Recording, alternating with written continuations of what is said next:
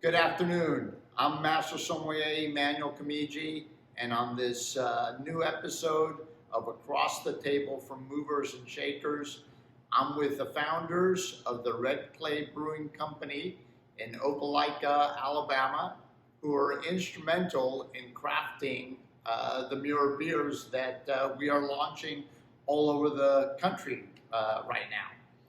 Welcome, Kerry Mcginnis and John Corbin. It's great to have you with me today.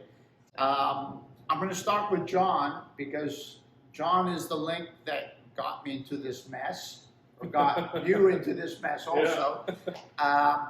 I met John when he was a student still at Auburn University at hospitality program, where a good friend of mine, Hans van der Rijden's the director there. And John ended up working a couple of harvests with us at Mura in California, and we became friends and stayed in touch. And then I found out that he was doing this project, this brewery, and over time saw what an incredible job was being done here in terms of the quality of the beer that was being made. So how did Red Clay Brewing Company come to be?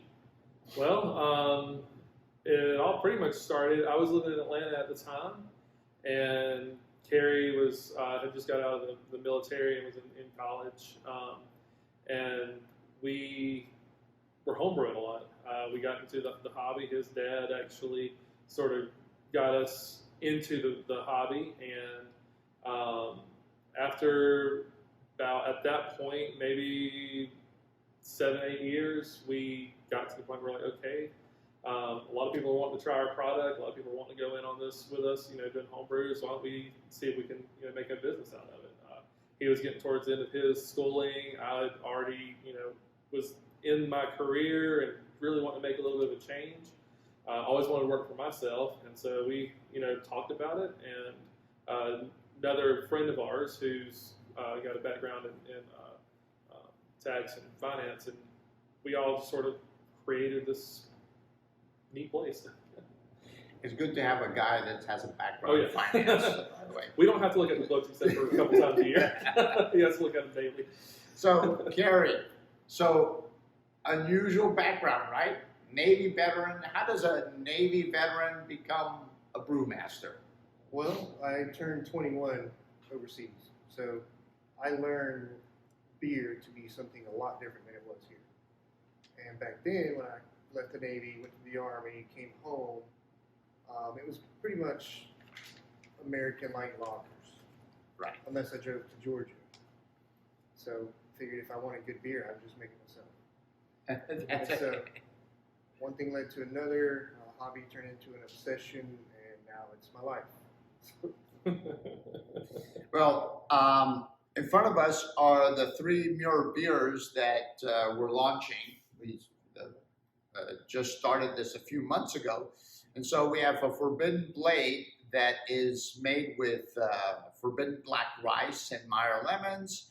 Then we have a West Indies Pale Ale with dark chocolate and aged in tequila barrels.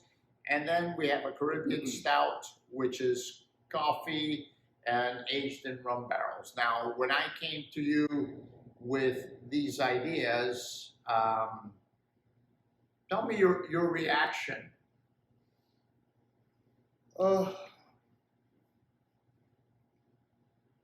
My main reaction is always, like John, I always look at him, he's the dreamer. Dreaming has no limits. I'm the doer, and right.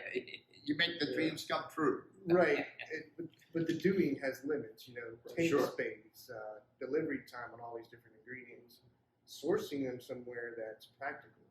I mean, the first time we found black rice, was about $8 a pound. I had to bring that way down, so I had to start looking and searching for suppliers for ingredients that are not normal here. Right. We don't just have black rice floating around everywhere. The tequila barrels are actually harder to find than I thought. I've been through 2 suppliers now. They discontinued their tequila barrels just because they're not popular. And of course, I'm not big enough for them to Right. keep running that SKU just for us. So there've been challenges just on supplies, but production for the beer isn't much different than a beer's a beer. You get your barley, your yeast, your hops, your water. Getting the percentages of all the ingredients that are in the beer to work well together, that was also a challenge. The black rice is super clean. Working with the Meyer lemon can easily overwhelm the rice. Even though it's black rice, it's just like the flavor is much like white rice, which is not there. They use rice to make a cleaner beer. Right. And I know that it took us it took us About a year Right. to dial it in so that we were thinking, okay, that's where we want to be with this beer. So another question for you. Favorite American beer that you don't make? Ooh.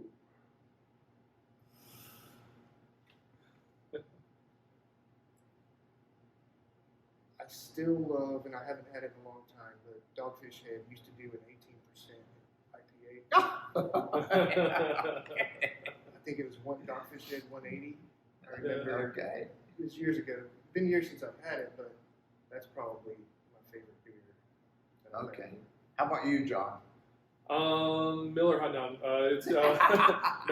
Actually, one that I've been drinking a lot, and we've sort of been working on our own version of it, and we've come very close.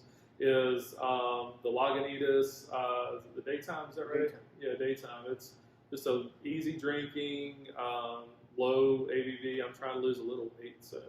Yeah. We all are. A low calorie beer. Which, I can say that now because that's sort of where the craft beer movement's sort of going into some of the lighter beers. So, about 2 years ago, I would have been shunned if I said that. That's right. And I do have to add a disclaimer. I started working test batching a lighter IPA before Daytime. Yeah. They must have started test batching before I did. Yeah. When it hit the market, I was like, man, we were supposed to be the first. Well, behind me, unusually, you don't see typical wine barrels, right? And actually, these are Mura barrels from my winery in California because we're doing a new project, Christmas release, right? yeah. A Christmas. It'll be aged for a year in these barrels.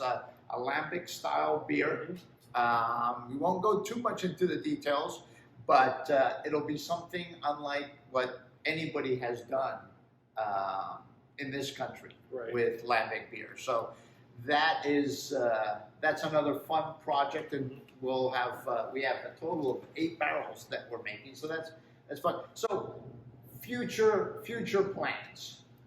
Well, future plans for Red Clay is we are looking to continue to grow and expand our footprint. We've just gotten into California, Puerto Rico, Arizona, and now we're just looking at some additional states. We'd love to put, just continue to grow it, but we always want to keep our local roots, and we don't ever want to get too big. If we get to the point where we feel like we're big, we're going to put another hometown local brewery there to make sure that it keeps that feel and it keeps that look, because that's what we're all about. That's where we started, and that's where we want to continue to grow.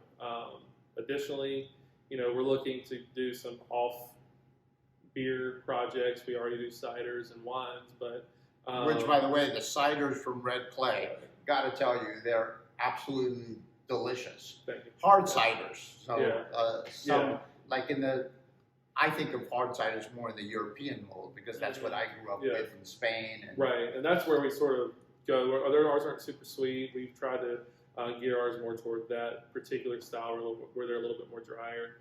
But, we've got this project with you that we're doing with coffee, and so it'd be nice to be able to continue to look into that area of the beverage industry and grow that.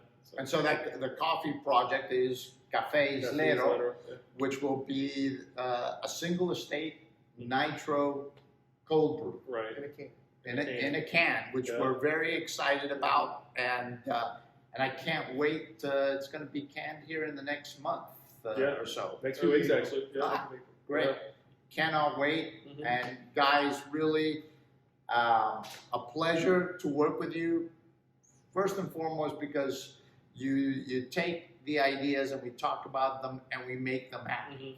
You make the dreams come true. Right. That's John and I are kind of the crazy ones that come Yeah. up with the ideas, and then Kerry kind of says, Right. "Okay, let's give it a try." Yeah. So, guys, I think it's Cheers. cheers, salud. Slashay.